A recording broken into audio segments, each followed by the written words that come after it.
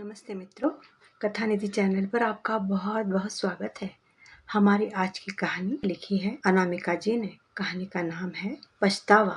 कहानी अच्छी लगे तो लाइक जरूर कीजिएगा, अपनी राय भी जरूर लिखिएगा कमेंट बॉक्स में, और चैनल पे नए हैं तो चैनल को भी सब्सक्राइब जरूर कर लीजिएगा। तो चलिए कहानी शुरू करते हैं। पछतावा। मिलाई अपने भैया भाभी से, पड़ गया सुकून दिल को। वही शिकायत का दौर चालू होगा और कुछ नहीं कर सकते सिवा चुगली शिकायत के। उन्हें कुछ आता भी है? कहाँ रह गई थी तुम बेटा? पता है कितनी देर से तुम्हारा इंतजार कर रही हूँ। थोड़ा तो समय के अनुसार चला करो। और तो और तुम्हारा फोन भी किसी काम का नहीं, जब देखो तब बिजी या फिर आउट ऑफ कवरेज में ही रहेगा। अच्छा सुनो प्रिया, तुम पहले जाकर फ्रेश हो लो। क्या कोई जरूरी बात है क्या, जो बस आप मुझे आते ही लेक्चर देने लगी? अच्छा बताइए क्या बात है। सोनाली भाभी का फोन आया था। प्रिया के घर लौटते ही अनिता ने बेटी को सूचित किया, पर प्रिया तो मानो वहां होकर भी वहां नहीं थी। उसने अपना पर्स एक और फेंका, सैंडल उतारे और सोफे पर पसर गई। कुछ देर तो अनिता बात को मुंह में दबाए बैठी रही, फिर आंखें मूंदे लेटी अपनी इकलौती बेटी प्रिया को देखा।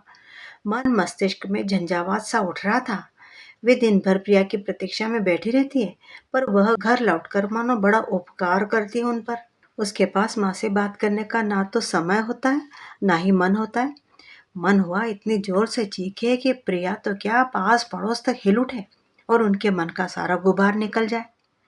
पर वे भली प्रकार जानती थी कि वे ऐसा कभी नहीं करेंगी। वे तो हर समय और हर कार्य में मर्यादा के ऐसे अबूझ बंधन में बंधी रहती थी कि इस प्रकार के अभद्र व्यवहार की बात सोच भी नहीं सकती। हार कर अनिता ने टीवी खोल लिया और बेमन से देखने लगी। रिमोट हाथ में थामे अलग अलग चैनलों का जायजा लेने लगी। उधर प्रिया सोफे पर ही सो गई थी। अनीता ने एक नज़र उस पर डाली, फिर मुंह फेर लिया। उन्होंने कितने लाड प्यार से पाला है प्रिया को। उसके लिए उन्होंने न दिन को दिन समझा, न रात को रात। पर अब प्रिया अपने सामने किसी को कुछ समझती नहीं। वे तो उस घड़ी को कोस रही हैं जब उन्होंने प्रिया को राजधानी आकर जॉब करने की अनुमति दी थी। उनके पति सुभाष ने तो साफ साफ मना कर दिया था कि वे बेटी के अकेले अजनबी शहर में जाकर रहने के पक्ष में नहीं है। तब उन्होंने जोर शोर से बेटी के अधिकारों का झंडा बुलंद किया था। उनका तर्क था कि जब बेटे को दूसरे शहर में रहकर पढ़ाई और नौकरी करने का हक है तो बेटी को क्यों नहीं। सुभाष जी ने माँ बेटी की जिद के आगे अपने हथियार डाल दिए थे। प्रिया राजधानी आ गई। पिछले 4-5 वर्षों में अनीता ने प्रिया में थोड़ा बहुत परिवर्तन होते देखा था। प्रिया जब ब्रांडेड पोशाक पहनकर कंधे तक कटे केशों को बड़ी अदा से लहराती हुई और गर्दन को झटकती अपने शहर आती, तो पड़ोसियों, मित्रों और संबंधियों की आंखों में ईर्ष्या के भाव देखकर उनका दिल झूम उठता था। इसी दिन के लिए तो वे जी रही थी। उन्होंने अपना जीवन बड़ा तंगहाली में बिताया था। बड़े से संयुक्त परिवार में उनका विवाह हुआ था, जिसमें छोटी छोटी बातों के लिए उनको मन मार कर रहना पड़ता था। पर प्रिया को एमबीए करते ही 25 लाख प्रतिवर्ष की नौकरी मिल जाएगी, ऐसा तो उन्होंने कभी सपने में भी नहीं सोचा था। उनकी नाक कुछ अधिक ही ऊंची हो चली थी। अनीता के भाई दिलीप और भाभी सोनाली उसी शहर में रहते थे। सुभाष बाबू अड़ गए कि प्रिया उन्हीं के साथ रहेगी। वे उसे अजनबी शहर में अकेले नहीं रहने देंगे। इसमें अनीता को कोई आपत्ति नहीं थी। भाई भाभी से उनके संबंध मधुर थे। यूं भी वे आवश्यकता पड़ने पर उनकी सहायता करने को सदैव तत्पर रहते थे। प्रिया को यह प्रस्ताव अच्छा नहीं लगा था। उसने नौकरी मिलते ही जिस उन्मुक्त उड़ान का सपना देखा था, उसमें यह प्रस्ताव बाधा बन रहा था। पर अनीता ने उसे मना लिया। प्रिया भी समझ गई थी कि अधिक जिद की तो नौकरी से हाथ धोने पड़ेंगे। दिलीप संपन्न व्यक्ति थे, पर वे और उनकी पत्नी सोनाली घर में कड़ा अनुशासन रखते थे। वह अनुशासन प्रिया को रासने आया और मामी की रोक टोक से तंग आकर उसने शीघ्र ही अलग फ्लैट ले लिया। सुभाष ये सुनते ही भड़क उठे थे और अनीता को तुरंत बेटी के साथ रहने भेज दिया था। पर अनीता तो वहां रहकर 4 दिनों में ही ऊब गई थी। प्रिया सुबह 9 बजे घर से निकलती तो फिर रात 8 बजे तक ही घर लौटती। घर में रहती भी तो या तो टीवी में व्यस्त रहती या फिर लैपटॉप में। अनीता का वश चलता तो वे कब की लौट जाती, पर सुभाष की आज्ञा का उल्लंघन करके वे नया बखेड़ा नहीं खड़ा करना चाहती थी। अनीता न जाने कितनी देर अपने ही विचारों में खोई रहती कि तभी प्रिया की आवाज ने उन्हें चौंका दिया। माँ, कहाँ खोई हो? चलो खाना खा ले। उफ, तो हो गई तुम्हारी नींद पूरी? अपनी माँ से बातें करने का तो तुम्हें समय ही नहीं मिलता। अनीता तीखे स्वर में बोली। मम्मी, नाराज हो गई क्या? कहकर प्रिया ने बड़े लाड से माँ के गले में बाहें डाल दी। नाराज होने वाली मैं होती कौन हूँ? क्यों, आपको तो नाराज होने का पूरा अधिकार है मम्मा, पर नाराज होने का कोई कारण भी तो हो। मैंने कहा था कि सोनाली भाभी का फोन आया था, पर तुमने तो पलटकर उत्तर देना भी जरूरी नहीं समझा। मैंने सुना था माँ, पर उसमें उत्तर देने जैसा क्या था? मैं भली भांति जानती हूँ कि सोनाली मामी ने क्या कहा होगा। अच्छा, बड़ी अंतर्यामी हो गई है तू। तो बता, क्या कहा होगा उन्होंने? अनीता चिढ़ उठी थी। मेरी बुराइयों का पिटारा खोल दिया होगा। और क्या, मैं आपको सच बताऊं, उनके घर में 6 महीने मैंने कैसे बिताए हैं केवल मैं ही जानती हूँ। मुझे तो उनके बच्चों पर दया आती है। इतना अनुशासन किस काम का कि दम घुटने लगे। प्रिया एक ही सांस में बोल गई। उन्होंने तो तुम्हारा नाम तक नहीं लिया। बुराई भलाई की कौन कहे? वे तो बस यही कहती रही कि बिना मिले मत चली जाना। कोई जरूरत नहीं कहीं आने जाने की मम्मी। वे बड़े धनी मानी होंगे तो अपने लिए। अब आपको उनका रौब सहने की कोई जरूरत नहीं है। हम उनका दिया नहीं खाते। अब मैं अपने पैरों पर खड़ी हूँ। कैसी बातें कर रही है प्रिया? माना कि तुम अब अपने पैरों पर खड़ी हो, अच्छा वेतन ले रही हो, पर इसका अर्थ ये तो नहीं कि हम अपने सगे संबंधियों से ही मुंह फेर ले, और वो भी दिलीप भैया और सोनाली भाभी जैसे लोगों से, जिनके हम पर अनगिनत उपकार हैं। ठीक है, आपको जाना है तो जाओ, मेरे पास समय नहीं है। आप जब कहें मैं आपको उनके यहाँ छोड़ दूंगी। अगले दिन अनीता दिलीप के यहाँ पहुंची तो पति पत्नी दोनों ने बड़ी गर्मजोशी से स्वागत किया। बहुत जोर डालने पर प्रिया अंदर तक आई और समय न होने का बहाना करके लौट गई। जिस दिन से यहाँ से गई है, आज सूरत दिखाई तुम्हारी बेटी ने, सोनाली ने शिकायती लहजे में कहा। उसकी ओर से मैं क्षमा मांगती हूँ भाभी। आजकल के बच्चों को तो तुम जानती ही हो, वे किसी की सुनते कहाँ हैं। पर मेरे मन में तुम दोनों के लिए बहुत श्रद्धा है। कहते हुए अनीता ने हाथ जोड़े। क्षमा याचना करने का या मांगने का समय नहीं है अनीता, सतर्क हो जाने की जरूरत है। मैं किसी के व्यक्तिगत मामलों में हस्तक्षेप नहीं करना चाहता, लेकिन तुम्हें बर्बाद होते हुए भी तो नहीं देख सकता। क्या कह रहे हो भैया? मैं कुछ समझी नहीं। अनीता का मन किसी अनजानी आशंका से धड़क उठा था। अनीता को कुछ बात याद आने लगी। अपने पाँव धरती पर रखना सीख बेटी। पढ़े लिखे लोगों को क्या ऐसा व्यवहार शोभा देता है? अनीता ने समझाया।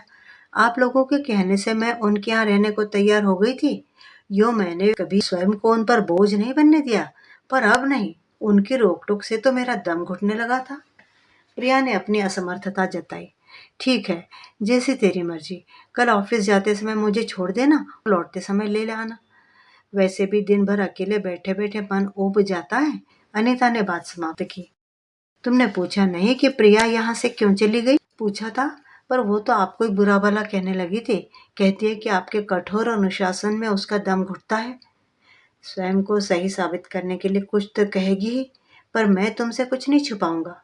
आगे तुम्हें जो उचित लगे करना, हम बीच में नहीं पड़ेंगे। दिलीप भैया बोले थे। ऐसी क्या बात है भैया? मेरा दिल बैठा जा रहा है। अनीता ने भैया की बात सुनी तो घबरा कर बोली। इस तरह कमजोर पड़ने की जरूरत नहीं है। तुम्हें युक्ति से काम लेना पड़ेगा। पर बात क्या है भैया? प्रिया यहाँ आई तो 2-3 सप्ताह तक तो सब ठीक रहा, पर फिर उसके ढेरों मित्र आने लगे। रात के 12-12, 1-1, 2-2 बजे तक पार्टियां चलती। कान फोड़ू संगीत बजता। पहले तो हमने कुछ नहीं कहा, पर जब पड़ोसी भी शिकायत करने लगे तो उसे कहना पड़ा कि हमारी भी कोई मर्यादा है, समाज में रहते हैं। दिलीप ने विस्तार से बताया। आपसे क्या छिपाना अनीता दीदी, मैंने स्वयं प्रिया के मित्रों को नशीली दवा और शराब लेते हुए देखा है। इन युवाओं के व्यवहार के संबंध में क्या कहूँ? उन्हें खुलेआम शालीनता की सारी सीमाएं लांघते देखा जा सकता था। सोनाली ने भी अपनी बात कह डाली। अनीता को कुछ क्षण ऐसे लगा जैसे हवा भी थम गई हो। दिलीप भैया और सोनाली भाभी ने उनके चेहरे का रंग उड़ते और बदलते देखा। अनीता, क्या हुआ? इस तरह चुप क्यों हो गई? कुछ कहो तो सही। अनीता का सफेद फक चेहरा देखकर दिलीप घबरा गए। बोलूंगी भैया, अवश्य बोलूंगी, पर सबसे पहले तो आप दोनों ये भली भांति समझ लीजिए कि मुझे प्रिया पर अटूट विश्वास है। आपको अपना समझकर उसे आपके साथ रहने को बहुत मनाया था, तब वह आपके साथ रहने आई थी। वह तो किसी भी संबंधी के साथ रहना ही नहीं चाहती थी। अनीता हर शब्द चबा चबा कर बोल रही थी। क्या कह रही हो दीदी? प्रिया हमारी बेटी जैसी है, हम क्या उस पर झूठे आरोप लगाएंगे? बेटी जैसी है पर बेटी तो नहीं है ना, अनीता ने कहा। इसीलिए तो आप लोग जलते हैं उससे। है कोई लड़की मेरी प्रिया जैसी पूरी बिरादरी में? हर कक्षा में सर्वप्रथम रही है वह। आज इतनी सी आयु में इतनी ऊंची नौकरी कर रही है, इसीलिए सब बौखला गए हैं। फिर कहते कहते अनीता रो ही पड़ी थी। दिलीप भैया सन्न रह गए। उनकी छोटी बहन उन पर ऐसा आरोप लगाएगी, उन्होंने सपने में भी नहीं सोचा था। सोनाली, जाओ चाय नाश्ते का प्रबंध करो। अब इस संबंध में हम कोई बात नहीं करेंगे। किसी प्रकार दिलीप के मुंह से निकला। नहीं, खूब बातें कीजिए। मेरी प्रिया को बदनाम किए बिना आपको चैन थोड़े ना मिलेगा। आपने हमारी बहुत सहायता की है। पूरा हिसाब किताब कर लीजिए, मैं आपकी पाई पाई चुका दूंगी। प्रिया का विवाह ऐसी धूमधाम से करूंगी कि सबकी आंखें खुली की खुली रह जाएंगी। अनीता अब भी स्वयं को शांत नहीं कर पा रही थी। चलो मान लिया तुम्हारी प्रिया जैसी कोई नहीं है। हमारी शुभकामनाएं है कि वह दिन दूनी रात चौगुनी उन्नति करे। अनीता, मैं तुम्हारा बड़ा भाई हूँ, फिर भी तुमसे क्षमा मांगता हूँ। अब क्षमा कर दो। दिलीप भैया ने हाथ जोड़कर प्रार्थना की तो अनीता ने किसी प्रकार स्वयं को संभाला। चाय नाश्ते और इधर उधर की बातों के बीच कब शाम हो गई और प्रिया अनीता को लेने आ गई, इन तीनों को पता ही नहीं चला। अब क्या होगा दिलीप? असली बात तो अनीता दीदी को बताई ही नहीं हमने। अनीता के जाते ही सोनाली ने अपनी चिंता अपने पति को जताई। क्यों, अभी कुछ और सुनना बाकी है क्या भला? अब कुछ कहे भी तो वह कब सुनने वाली है? बुरा न देखो, न सुनो, न बोलो। उसे पुत्री मोह के आगे कुछ नहीं सूझेगा। दिलीप ने पत्नी को दो टूक शब्दों में बताया। मिलाई अपने भैया भाभी से, मिल गया सुकून दिल को। घर पहुंचते प्रिया ने हंसते हुए प्रश्न किया। मिल आई और खरी खरी भी सुना आई। वे होते कौन है मेरी बेटी पर आरोप लगाने वाले? अनीता ने गुस्से भरे स्वर में कहा। मैं कहती तो थी कि वे हमसे ईर्ष्या करते हैं। प्रिया को माँ अनीता की बात सुनकर दिल ही दिल में बड़ी खुशी हुई। चिंता न कर बेटी, ऐसा जवाब देकर आई हूँ कि भविष्य में कभी तेरी बुराई करने का साहस नहीं जुटा सकेंगे। ऐसा क्या कहा आई आप माँ? जो मन में आया सुना दिया। भैया तो लगे हाथ जोड़कर माफी मांगने। मैं तो ये सोचकर चुप रह जाती थी कि बड़े भैया है और कई बार सहायता करते रहे, पर हर बात की एक सीमा होती है। मम्मी, अब गुस्सा थूक भी दो और तैयार हो जाओ। आज हम दोनों डिनर बाहर ही करेंगे। प्रिया की खुशी उसके चेहरे पर साफ झलक रही थी। अब तो बस एक ही इच्छा है कि तेरे लिए ऐसा घर वर ढूंढूं कि सभी मित्रों संबंधियों की आंखें चौंध दिया जाए। आप ऐसा कुछ नहीं करेंगी माँ। अपने जीवन साथी का चुनाव मैं स्वयं करूंगी, और वह भी पूरी तरह जांचने परखने के बाद। क्या कह रही है? कहीं किसी को पसंद तो नहीं कर बैठी है? मन की बात तुरंत ही शब्दों में ढल गई। नहीं माँ, ऐसा कुछ नहीं है। जांचने परखने में समय लगता है, अभी तो खोज शुरू हुई है। प्रिया ने हंसी में बात टालनी चाहिए, पर प्रिया की बात सुनने के बाद अनीता का दिल दहल गया था। प्रिया डिनर के लिए उन्हें एक क्लब में ले गई। वहां उपस्थित युवक युवतियों से वह ऐसे घुल मिल रही थी मानो उन्हें सदियों से जानती हो। प्रिया उन्हें जूस का गिलास थमाकर अपने मित्रों के साथ व्यस्त हो गई, जो तेज संगीत की धुन पर एक दूसरे में डूबे थिरक रहे थे। खा पीकर घर लौटते रात के 12 बज रहे थे। तभी कार में अजीब गंध से अनीता चौंक गई। ये क्या है प्रिया, तुमने पी रखी है क्या? उफ माँ, अपनी मध्यम वर्गीय मानसिकता से बाहर निकलो। उच्च वर्ग में साथ देने के लिए थोड़ी बहुत पीने को बुरा नहीं मानते। ये तो आधुनिकता की निशानी है। भाड़ में जाए तेरी ऐसी आधुनिकता। हमारे समाज में तो लड़कों का भी पीना अच्छा नहीं समझा जाता है, लड़कियों की तो बात ही दूर रही। आप तो दिलीप मामा और मामी जी की तरह बातें करने लग गई। थोड़ी सी पीने से कोई शराबी नहीं हो जाता। अगली बार मैं आपको क्लब के पब में ले जाऊंगी। वहां देखिए कितनी लड़कियां बैठी रहती है। कुछ नहीं देखना मुझे, कुछ भी नहीं देखना। अच्छा हुआ कि तुम्हारा असली चेहरा सामने आ गया। मैं भी कितनी मूर्ख हूँ। तुम्हारी बातों में आकर मैं भैया भाभी से लड़ बैठी। कहते कहते अनीता रो पड़ी। अगले कुछ दिन अनीता ने अपने अकेलेपन से जूझते हुए बिताए। वे प्रिया का एक नया ही रूप देख रही थी। उसके काम पर जाने के बाद सुबह से बात करके वे मन को हल्का कर लेती थी। सप्ताहांत में प्रिया अक्सर आधी रात को ही घर लौटती। वे कुछ कहती तो उसका यही घिसा पिटा उत्तर होता था कि वह उनकी तरह चौके चूल्हे में अपना जीवन नहीं गंवा सकती। माँ, मैं आपके चेहरे से आपकी पीड़ा समझ सकती हूँ। आप पापा के पास क्यों नहीं लौट जाती? एक दिन प्रिया ने अनीता से साफ कह दिया। कहना क्या चाहती हो तुम? अनीता ने प्रश्न किया। यही कि इस आयु में मुझसे अधिक पापा को आपकी आवश्यकता है। उसकी चिंता तुम नहीं करो तो अच्छा है प्रिया। तुम्हारे पापा ने मुझे यहाँ भेजा है, पर यहाँ आकर मुझे भी उनकी बात समझ में आने लगी है। तुम्हारे लक्षण ठीक नहीं नजर आ रहे हैं। ऐसा क्या देख लिया आपने जो मेरे लक्षण बिगड़ते दिख रहे हैं आपको? अपने बेटे गुंजन के लक्षणों की कभी चिंता नहीं किया आपने? प्रिया बेहद कटु स्वर में बोली। अपने भाई पर इस तरह आरोप लगाते तुझे शर्म नहीं आती? मैं जब भी उससे मिलने जाती हूँ आसपास के लोग उसकी प्रशंसा करते नहीं थकते, जबकि यहाँ तुम दिलीप भैया और सोनाली भाभी से लड़ झगड़ कर अकेले रहने चली आई। तुम्हें बता कि क्लब से नशे में धुत लौट कर तुम किसका सम्मान बढ़ा रही हो? मामा जी और मामी जी से तो आप भी लड़ झगड़ कर आई है। मेरे ऊपर उंगली उठाने से पहले ये तो सोच लिया होता। इसी मूर्खता पर तो मैं स्वयं को कोस रही हूँ। वे तो तुम्हारे बारे में और कुछ भी बताना चाहते थे, पर मैं ही मूर्खता से उनकी बोलती बंद कराई। उसके लिए दुखी होने की आवश्यकता नहीं है। मेरे संबंध में कोई बात आपको किसी और से पता चले, उससे अच्छा तो ये होगा कि मैं स्वयं बता दूं। मैं और मेरा सहकर्मी रोहित साथ में रहते हैं। आप आ रही थी इसलिए वह कुछ दिनों के लिए घर छोड़कर चला गया है। प्रिया बिना किसी लाग लपेट के बोली। ओह, ये मैं क्या सुन रही हूँ? संस्कारी परिवार है हमारा। ऐसी बातें बिरादरी में फैल गई तो तुमसे कौन विवाह करेगा? अनीता बदहवास हो उठी। आप उसकी चिंता न करो, मैं बिरादरी में विवाह करने ही नहीं वाली। ठीक है, साथ ही रहना है तो विवाह क्यों नहीं कर लेते तुम दोनों? अभी हम एक दूसरे को परख रहे हैं। कुछ समय साथ रहने के बाद यदि हमें लगा कि हम एक दूसरे के लिए बने हैं तो विवाह की सोचेंगे। वैसे भी विवाह में मेरा या रोहित का कोई विश्वास नहीं है। इसके बिना भी समाज का काम चल सकता है। प्रिया अपनी रौ में बहे जा रही थी। समझ में नहीं आ रहा कि मैं रोऊं या हंसूं तेरी बात पर। तेरे पापा को पता चला तो पता नहीं वे इस सदमे को झेल भी पाएंगे या नहीं। कहते कहते अनीता रो पड़ी। मम्मी, ये रोना पीटना रहने दो। आप कहो तो रोहित को यहीं बुला लूं। आप भी उसे जांच परख लेंगे। प्रिया ने प्रस्ताव रखा। तुम्हारा साहस कैसे हुआ मेरे सामने ऐसा बेहुदा प्रस्ताव रखने का? अनीता की आंखों से चिंगारियां निकल रही थी। ठीक है, आप नाराज मत होइए। भविष्य में कभी ऐसी बात नहीं कहूंगी। अनीता का क्रोध देखकर प्रिया ने तुरंत पैतरा बदला। पर अनीता को चैन कहाँ था। वह रात भर करवटें बदलती रही। कभी बेचैनी से टहलने लगती तो कभी खुद से ही प्रलाप करने लगती। वे सुबह से बात करने का साहस भी नहीं जुटा पा रही थी। रात भर सोच विचार करके वे इस निर्णय पर पहुंची कि प्रिया की बात मान लेने में कोई बुराई नहीं है। रोहित साथ आकर रहेगा तो वे उस पर दबाव डालकर उसे विवाह के लिए राजी कर लेंगी। अंततः उन्होंने रोहित के साथ रहने की अनुमति दे दी।